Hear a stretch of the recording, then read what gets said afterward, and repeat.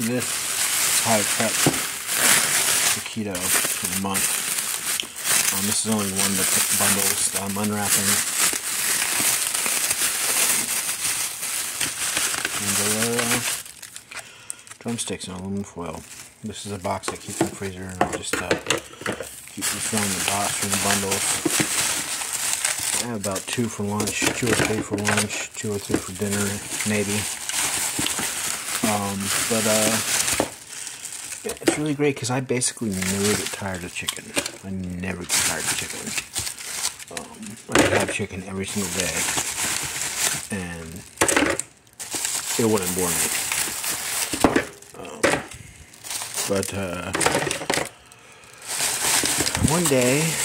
One day, these are going to be created through raw materials, artificial plants, not hurt living things. We have the exact same experience, exact same nutrition. You can have the exact same things that aren't good for you in it if you want to, but we can remove that since we're in control of everything. The entire process of creating the protein and the fats and everything else. That looks like that's it. I'm just going to chew out today.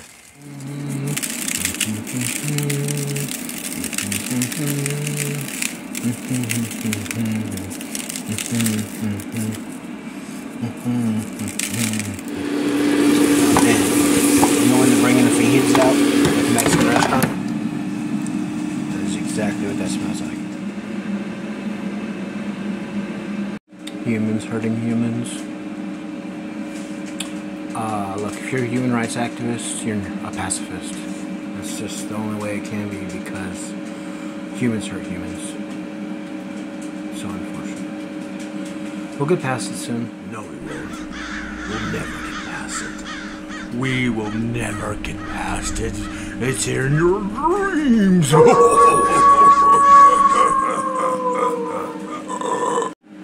You should get that checked out. Yeah, it's just there's no people just say things. They're confident that they can say them, so they say them. They're like measuring their life through the limited experiences. Don't study sociology, don't study psychology, don't study neuroscience. They study very little but entertainment, and on top of that, they live unhealthy lifestyles, and they're looking out at this tiny scope from another scope of mental illness. And then they go on social media and talk to people who know what they're talking about, and they don't. And they're so confident and so belligerent. But we're gonna get past it. It's in the math. We don't have barbarians raiding villages anymore. That's a prime example. I love that example. But there's a lot of things like that. Sure, man, we got problems because we're not on top of the situation fully. But we're progressing with new techniques to help people, and we're eventually going to be on top of everyone's mental health. It's just how it is. It's like evolution, right?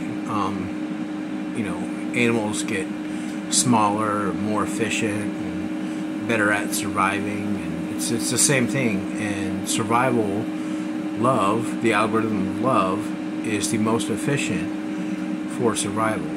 So it has to happen, right?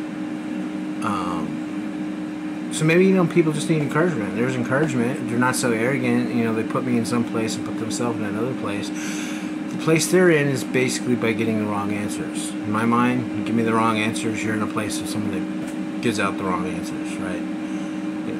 I have the potential too. It's just this one's not the wrong answer. Things are getting better. Then they get caught up in Revelation. See, that's the other thing. You have these quote unquote Christians. They're not if you actually analyze Christianity, there's what the actual words mean in our environment. Take the words, look at them carefully to mean something, compare it to the environment. What is Jesus describing? Okay, so they mean something, right? I'll give you a quick summary. One man does not equal one tree. There's a quick summary, okay? His words are seeds. There are also tares. Okay, like, there's just so much, like, so normally to understand what this means. It's ridiculous that people don't. Ridiculous, right?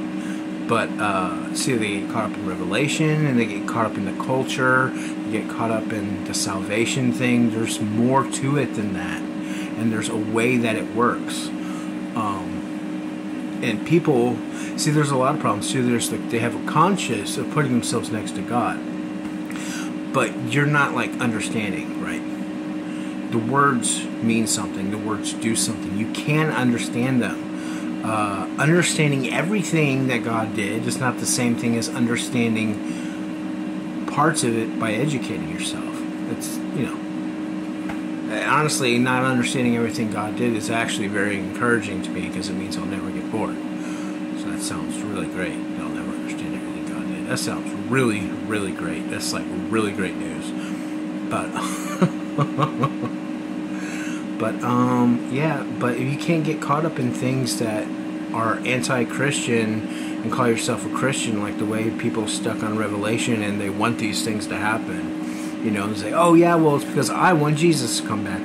No, it's because you're a narcissist and you want people to be destroyed for hurting your feelings. That's what the problem is. Christianity. And then these people go around, and then this is who people that are not Christians meet, right? This isn't Christianity. Like, there's actually words in the Bible that Jesus said that describe Christianity, and you have to be really careful with them, because even concepts such as what people have turned into hell, in the scope of Jesus being the Word of God, in the scope of seeds and tares, in the scope of good trees cannot produce bad fruit, and bad trees cannot produce good fruit, it means something in this enormous amount of data that we have around us called the universe. It means something real, right?